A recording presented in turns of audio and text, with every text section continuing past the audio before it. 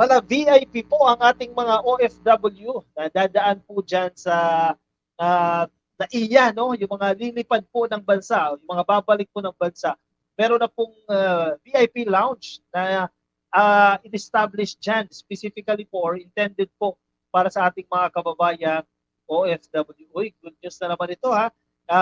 Magandang programa ito ka Coffee dahil binibigyan talaga ng importansya yung ating mga kababayang OFW. Pinasinayaan po yan, kanina nakita po natin yan, ayan si Speaker Martin Romualdez, isa po siya sa nanguna at talaga nagsulong nitong pagkakaroon po ng VIP lounge no para sa ating mga OFW na kababayan. Para mahirap kasi tingnan ka Coffee yung ating mga kababayan, mga OFW, no?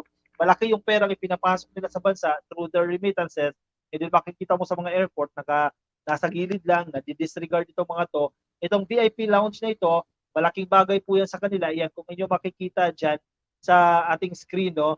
Medyo malaki rin po itong kwarto na ito. Parang ano ito eh, hindi pa kasi ako nakaranas yan eh. Halimbawa yung sa PAL, di ba?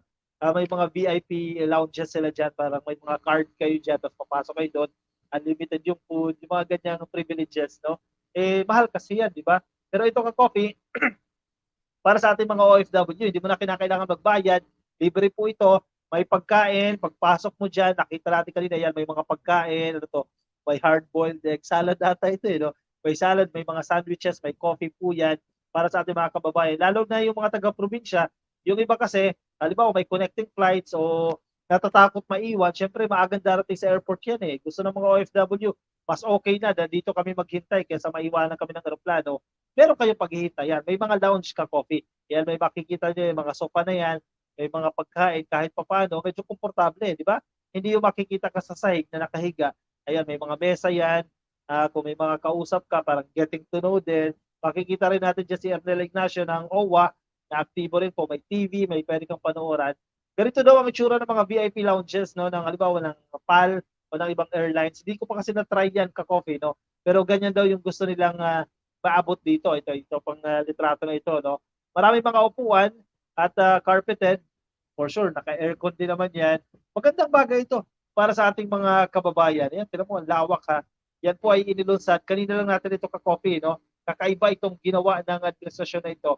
Ginawa ng leadership kung sino man po yung mga involved dito sa programa na ito kay Speaker Martin Romualdez, sa OWA, definitely sa Department of Migrant Workers. Alam po, ang Kongreso, aktibo rin sila dito ka coffee. Minadali talaga ito na ibigay talaga itong launch na ito para sa mga OFW natin. Ang hinilang natin dito, ma-duplicate ito sa ilan pang mga international airports kasi alam ko sa NAIA pa lang ito eh. Diba? Sana yung mga international airports na iba dito sa Pilipinas magkaroon na rin po nito. Sige, basa tayo sa balitang ito ng politiko, no? OFW Lounge at NAIA One offers VIP comfort for modern day heroes. Sabi po ni Romualdez. Tama. Ang laki ng kontribusyon ng mga OFW, huwag silang i-disregard, no? Speaker Ferdinand Martin Romualdez endorsed the use of 24/7 VIP lounge. Located po yan sa Terminal 1. Okay. Nandiyan po yan sa Terminal 1 ha. Yung mga international flight ito. 24/7. Bukas po yan. Lunes hanggang Linggo. 24 oras po itong VIP lounge. Sana hindi maubos ang coffee. At sana hindi ningas pugod. Yun eh. Kasi minsan after a week, pag wala na nagmo-monitor, ubos na. Hindi na susuplayan ulit ng kape, ng pagkain. Sana wag mag-ingas po ganun. Hoping tayo, yan ang mangyayari. No? I-monitor ito. For sure, babantayan ng Kongreso yan. No? Para pagmatagalan talaga. Diyan po yan sa Terminal 1 sa NAIA. Intended po yan para sa ating mga overseas Filipino workers na naghihintay po ng kanilang mga flights. Now, our OFWs have a place to call their own in our airports similar to premium lounges being enjoyed by privileged travelers. So, hindi pa natin kasi na-try yan. Pero alam ko social yung mga ganyan. Itong dedicated space para sa papalis sa OFW ay bukas na. Pwede na nilang gamitin. Binuksan natin ito. Batay na rin sa utos si Pangulong Ferdinand Bongbong Marcos Jr. Sabi po ni Romualdez. Again, hindi mo maririnig si PBBM dito, pero kumikilos siya. Ito, nag-utos lang ka coffee. Kaya mabilis na na-action na ganito. Romualdez disclosed plans to establish OFW lounges in international airports across the country, which will be free of charge. Sana, okay ito ha. Lahat ng international airports magkaroon na ng VIP lounges, no? at libre. Magandang bagay po ito. Gusto nating suklian ang malasakit ng OFW sa ating bansa. Sila ang modern day heroes. Isang legacy ito ni Pangulong Marcos. Actually, magandang ito. Maganda itong ginawa nila ka-coffee, no? Ayan, ano yung mga meron doon? May access po sa mga amenities gaya ng comfortable seating. Good. May wifi. Sana hindi lang 30 minutes, di ba? Kasi meron sa airport may wifi na talaga kaso limited lang ata 2 hours ata. Sana unlimited wifi yan. Charging station at power outlets. Pwede ka mag-charge ng laptop, ng cellphone. May food at may drinks. Uy, itong gusto natin pagkain at inumin. The Speaker oversees Workers Welfare Administration o OWA, Administrator Ernel Ignacio at si OWA Deputy Administrator Attorney Mary Melanie Quino it's inspected the OFW lounge on the 4th floor of Terminal 1. Malapit po yan sa pre-departure area itong Sabado lang po ng gabi. Kahapon pala yan, hindi kanina, kahapon yung inspection na yan. Okay, kung ikaw ay OFW, nasa ano po yan ha? Nasa 4th floor po yan, Terminal 1, malapit po sa pre-departure area. Yan, enjoy nyo na po itong benepisyo na ito para po sa ating mga kababayan din. Deserve po yan ng bawat OFW dahil sa kanilang sakripisyo at sa tulong nila para mapalago po yung ating ekonomiya. Thank you, thank you. Ayos itong ginawa na to ng administrasyon na ito. Sa Terminal 3 din sana, lagyan, sabi ni Leia Dumo. May international flight ba sa Terminal 3? Unti-unti, ma'am. Pero ang plano, di ba, across the country, lahat ng international airports. Yung domestic, wag muna, di ba? Priority muna natin yung mga OFW. Gloria Constantino, mabuhay ang ating Presidente Bongbong Romualdez Ferdinand Marcos Jr., mabuhay ang bagong Pilipinas. Talaga si PBBM lang ang sakalab na resito sa amin. Correct. Tapos sasabihin nyo, walang ginagawa. Ayan, slowly, unti-unti, pansinin ninyo ka-coffee, kung ikaw ay nagmo-monitor sa atin, nagmo-monitor kayo sa vlog natin, unti-unti yung accomplishments. Pag naipon yan, malaking bagay yan. Kaya huwag mong sasabihin na walang ginagawa dahil halos everyday merong accomplishments, no? May mga ebidensya na inire-report na may ginagawa ang administrasyon at sasabihin walang ginagawa. Baka bulag lang at hindi nakikita yan. Elizabeth Frias, salamat naman sa mga ganyan para sumaya naman kaming mga OFW. Sana tuloy-tuloy yan. Baka bukas makalawa, sarado na yan. Lalo't wala magmo-monitor. Elizabeth Frias, sana wag naman. Diba? Sana ang OWA, DFW, ang Congress, i-monitor ito ka-coffee. No? Sabi ko yung kape, sana wag agad maubos, di ba? Replenish lang, kasi lang naman yung kape, di ba?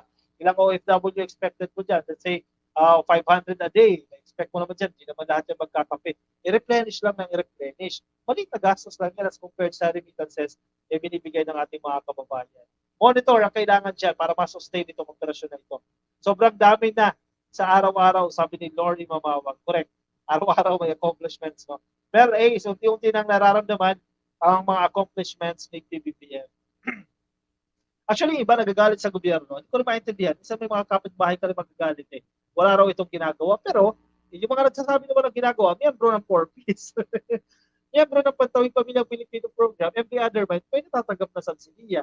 Yung ibang mga anak, scholar ng TESDA, di ba? Yung iba nakakatanggap ng mga services mula sa PhilHealth, mula sa gobyerno, nakakatanggap ng malasakit, sa malasakit center, social welfare programs, at kung ano-ano pa. Hindi sasabihin mo lang ginagawa ng gobyerno. Ano yun, di ba? Yun ay servisyo. Though, tupuli naman ng gobyerno yan, pero hindi rin acceptable na sabihin na walang ginagawa ng gobyerno. In and out ba yan, ka-coffee, CJU TV? Pre-departure, alam ko out lang muna yan, CJ, no? Kasi yung location nila, Terminal 4, malapit sa pre-departure, so departure area. Palabas lang yan. Yung pauwi, total, malapit na sa bahay, usually excited na, di ba? Yung paalis muna ka-coffee, no? Bayaran ka, sabi ni Bon Glory, sana all, di ba? Sabi ni Bon Glory, naku, nagbintang ka na naman dyan, Bon Glory. Marley Gamaru, oy, sa aming barangay, mga BBM, free wifi meron, no? Correct. Ano yung chismosang totoo bang wifi yan o mga marites lang? Nasimula na ba yung Bataan, Cavite, Interlink Bridge Project ni PBBM? Wala akong idea po kung nag-start na yan, pero ano po, nasa planning phases pa rin po yan. Mabuti ang ginawa sa VIP para sa mga OFW. Nakaka-proud. Correct. Ang mga bitter gourd, mga ampalaya daw, ang nagsasabi na si PBBM ay walang ginagawa. Correct. Kaya huwag lang natin pansinin itong mga tao na ito. Mel Corbilla Buscaino, happy viewing po sa inyo. Kay Nilo Abad, shoutout po sa inyo na sa Facebook. Kay Janice Capade, Happy viewing din po sa inyo. Sa lahat ng copy natin na nakikinig sa atin, marami pa tayong viewer ngayon na 538,000. Happy viewing po sa inyo. Alright, sige. 43 minutes na tayo naka-live stream. Ako yung magpapaalam na sa inyo. Maraming salamat po sa inyo. Mabuhay po kayong lahat. Sabi ni RQM817, magandang gabi po sa inyo. Happy viewing po sa inyo. Lori Mamawag, kaloka naman yung kaloka naman yung mga nakinig ka na lang po para naman matuto ka. Lori Mamawag. Correct. Dapat araw-araw nandito sa atin yan. Itong si Bon Glory, no, para na-inform siya sa mga ginagawa ng ating administrasyon. Kung mga, piling ko, isa ito sa nagsasabi na walang ginagawa ng administrasyon, ito dapat makinig sa atin dito araw-araw para ma-inform niya siya kung ng accomplishments ng ating administrasyon. Alright, sige. Good night po sa inyo. Ma'am Teresita Sarmiento, salamat po sa inyo. Ingat po kayo. Kung nasa Facebook po kayo, pasuhin na lang po ng follow at like. At kung nasa YouTube po kayo, ay click lang po ang subscribe. Alright, paalam po sa inyo, ka-coffee. Ingat po sa inyo. Bye-bye.